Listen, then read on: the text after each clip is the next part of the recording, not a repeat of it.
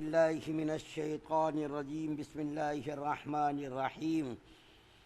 ألم تر إلى الذين قيل لهم كفوا أيديكم وأقيموا الصلاة وآتوا الزكاة فلما كتب عليهم القتال إذا فريق منهم يخشون الناس كخشية الله أو أشد خشية وقالوا ربنا لم كتبت علينا القتال لولا أخرتنا إلى أجل قريب قل متاع الدنيا قلیل والآخرة خیر لمن اتقى ولا تظلمون فتیلا۔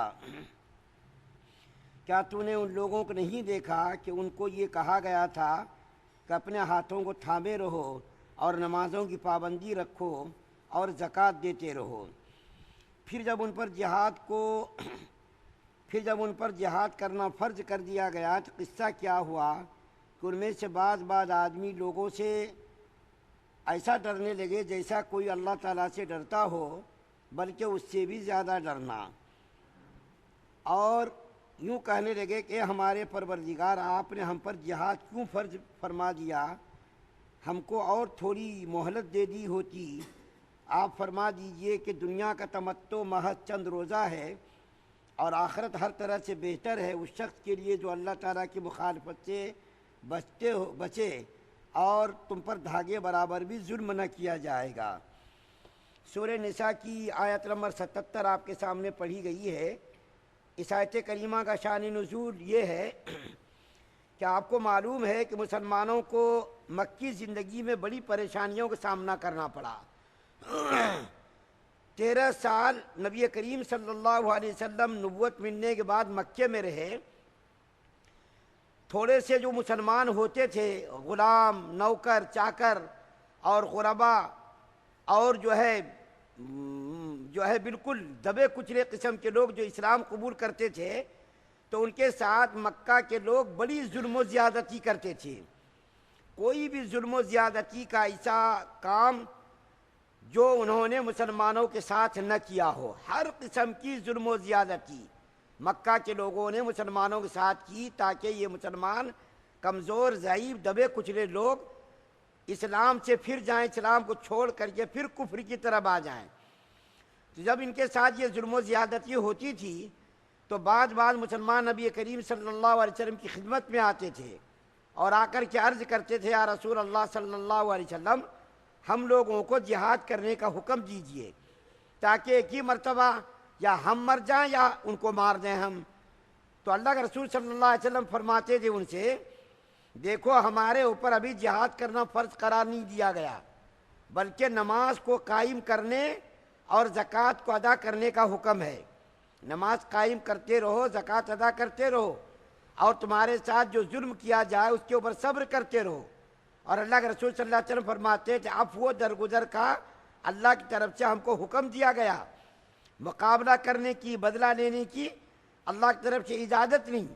اس لیے جب تک اللہ کی طرف سے مقاتلہ اور جہاد کا حکم اللہ کی طرف سے نہ آ جائے اس وقت تک ہم تم کو اجازت نہیں دے سکتے۔ لیکن مسلمانوں کو بارے کا ہجرت کا حکم ہوا۔ جب مکہ سے مدینہ مسلمان آئے تو مدینے کے اندر آ کر کے تھوڑا سا مسلمانوں کو سکون ملا، چین ملا، تعداد بھی بڑھ گئی اور تھوڑا سا ان کے ساتھ اللہ تعالیٰ نے کشادگی بھی عطا فرما دی، تھوڑا پیسہ بھی آ گیا۔ تو مسلمان جب مدینے آئے مکہ سے تو ان کو تھوڑا سا آرام ملا۔ اس کے بعد جب جہاد کو اللہ تعالیٰ نے فرض کر دیا تو جہاد کی فرضیت کے بعد وہ لوگ جان سے ڈرنے لگے۔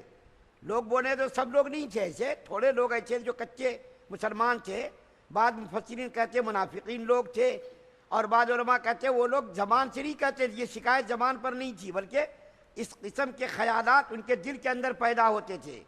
زبان سے اگر کہتے تو غلط ہو جاتا، پکے مسلمان نہیں، تھوڑے کچے مسلمان تھے، نئے مسلمان اور منافق لوگ تھے۔ تو وہ لوگ دل کے اندر ان کے تمنا پیدا ہونے لگی اور وہ لوگ یہ کہنے لگے، اے ہمارے پروردگار، آپ نے جہاد کو کیوں فرض کر دیا؟ تھوڑی سی اور مہلت دے دی ہوتی، تھوڑا سا اور موقع دے دیتے تو ہم لوگ ذرا سکون سے جی لیتے۔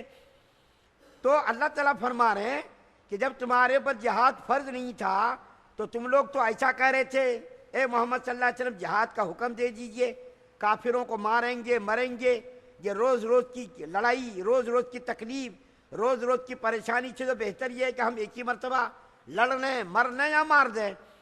اب جب تمہارے اوپر جہاد فرض ہوا تو تم لوگ جو ہے اس طریقے کی تمنا کر رہے ہو کہ تھوڑی سی اور مہلت مل جاتی، تھوڑا سا اور موقع مل جاتا تو ہم لوگ ذرا سا سکون سے جی لیتے، اور تم لوگ میدان جہاد میں جانے سے ڈرنے لگے۔ کیوں ڈرنے لگے؟ اس سے زیادہ تم لوگوں سے بھی ڈرنے لگے، یعنی میدان کے اندر جائیں گے جہاد کے میدان میں تو ہماری جان چلی جائے گی، یا اللہ سے جتنا ڈرنے کا حق ہے اس سے بھی زیادہ تم لوگ ڈرنے لگے۔ تو یہ تمنا کرنا بہتر نہیں۔ کیوں نہیں بہتر ہے؟ کیونکہ ایک نہ ایک دن تو مرنا ہے، اور آپ کہہ دیجئے محمد صلی اللہ علیہ وسلم قل متاع الدنیا قلیل، دنیا کی متاع، دنیا کے ساز و سامان، یہ سب کیا ہے؟ فانی ہے، اور والآخرۃ خیر وابقیٰ، اور آخرت کیا یہ باقی رہنے والی چیز ہے؟ تو یہ تمنا کرنا تمہارے لیے مناسب نہیں ہے۔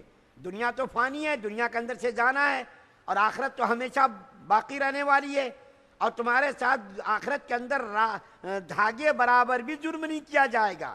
تو یہ تمنا کرنا، علماء نے مفسرین نے اس کی مختلف جو ہے توضیحات کی ہیں۔ بعض تو کہتے ہیں یہ کچے مسلمان تھے، بعض کہتے ہیں یہ منافق لوگ تھے، اور بعض مفسرین کہتے ہیں کہ ان صحابہ کرام کی طرف اس قسم کی نسبت کرنا ٹھیک نہیں ہے۔ دل سے تمنا کرنا یہ الگ چیز ہے، زبان سے شکایت کرنا یہ الگ چیز ہے، اور وساوس کا دل کے اندر پیدا ہونا، ان صحابہ کرام کے دلوں میں ہو سکتا ہے وساوس پیدا ہوئے ہوں، اور وساوس کو تو اللہ تعالیٰ نے معاف کر دیا ہے۔ جو غیر اختیاری وسوسے ہو اللہ نے اس کو معاف کر دیا ہے، البتہ اختیار سے اگر کسی کو وسوسہ آتا ہو تو اس کے اوپر پکڑ ہے۔ اب میں آپ کے سامنے چند وجوہات بیان کرتا ہوں جس سے پتہ چلے گا کہ آخرت ہر اعتبار سے بہتر ہے دنیا سے۔ کیوں آخرت بہتر ہے؟ اس کی چند وجوہات میں آپ کے سامنے بیان کرتا ہوں۔ سب سے پہلا نمبر جو آخرت بہتر ہے اس کی وجہ کیا ہے؟ دنیاوی نعمتیں قلیل ہیں، آخرت کی نعمتیں کثیر ہیں۔ دنیا کی نعمت کیا ہے؟ کچھ بھی نہیں ہے۔ آخرت کے مقابلے میں دنیا کی نعمتوں کی تو کوئی حیثیت ہی نہیں ہے۔ کتنا بڑا بھی آدمی ہو، کتنا بڑا بھی آدمی ہو، چاہے وہ سکندر ہو، چاہے ذوالقرنین ہو، یہ وہ لوگ گزرے ہیں جنہوں نے ساری دنیا پر حکومتیں کی۔ حضرت سلیمان علیہ السلام، اسی طریقے بخت نصر، ذوالقرنین اور نمرود کا بھی نام آتا۔ اس میں سے دو تو مسلمان تھے، ایمان والے تھے، دو کافر تھے، بخت نصر اور نمرود۔ اور حضرت سلیمان علیہ السلام اور حضرت ذوالقرنین یہ جو ہے اللہ کے نیک اور محبوب بندے تھے۔ انہوں نے بھی دنیا کے اندر حکومت کی، ساری دنیا کے اندر، لیکن ان کو بھی یہاں سے جانا پڑا۔ اس کے باوجود بھی دیکھیے ہواؤں پر حکومت انہوں نے کی، چرند پر، پرند پر، ہر مخلوق پر انہوں نے حکومت کی، لیکن دیکھیے اس کے باوجود بھی دنیا کی نعمت سلیمان علیہ السلام کے بارے میں آتا، وہ کہتے تھے ایک مرتبہ اللہ کا ذکر کرنا ساری دنیا سے بہتر ہے۔ ایک مرتبہ اللہ کا زبان پر نام لے لینا ساری دنیا سے بہتر ہے۔ تو ایک وجہ تو یہ ہوئی کہ آخرت بہتر ہے دنیا سے۔ کیوں؟ اس لیے کہ دنیا کی نعمتیں تھوڑی ہیں اور آخرت کی نعمتیں بہت زیادہ ہیں۔ آخرت کا تو مقابلہ نہیں کر سکتے دنیا سے۔ اور دوسری وجہ یہ ہے دنیا کی نعمت کیا فانی ہے اور آخرت کی نعمت کیا ہے؟ باقی ہے۔ دنیا کے اندر چاہے کتنی بھی دولت جمع کر لے آدمی، زمین، جائیداد، حکومت، سلطنت، سب کچھ کر لے، اس کے باوجود بھی دنیا فنا ہونے والی ہے۔ کل من علیہا فان ویبقی وجہ ربک ذو الجلال والاکرام۔ دنیا کی ہر چیز کو فنا ہے، اللہ تعالیٰ کو فنا نہیں، بقا ہے، ہمیشہ سے ہے، ہمیشہ رہے گا، اس کو فنا نہیں۔ اللہ کے علاوہ ساری چیزوں کو فنا ہے، دنیا کی ہر چیز فانی ہے۔ تو اس طریقے سے آخرت بہتر ہے کیونکہ دنیا فانی ہے۔ اور تیسری وجہ یہ کہ دنیا کی نعمتوں کے ساتھ ساتھ پریشانیاں بھی لگی ہوئی ہیں، اور آخرت کی نعمتوں کے ساتھ کوئی پریشانی نہیں ہے۔ دنیا کے اندر جب دولت آتی ہے، دیکھیے پریشانیاں بھی آتی ہے۔ دولت کم ہے تو پریشانی کم ہے، دولت زیادہ ہے تو اس کے ساتھ پریشانی زیادہ ہے۔ تو دنیا کی نعمتوں کے ساتھ پریشانیاں لگی ہوئی ہیں، حسد لگا ہوا۔ دیکھیے آپ کے پاس دولت آ گئی، ہم کو حسد ہونے لگا، ہمارے پاس دولت آ گئی، آپ کو حسد ہونے لگا۔ تو دنیا کی نعمتوں کے ساتھ پریشانیاں ہیں، قدورتیں ہیں۔ آخرت کی نعمت کے ساتھ کوئی حسد نہیں، کوئی قدورت نہیں، کوئی نفرت نہیں۔ دنیا کی نعمتوں سے بدر جہاں لاکھوں کروڑوں زیادہ بہتر ہے آخرت کی نعمت۔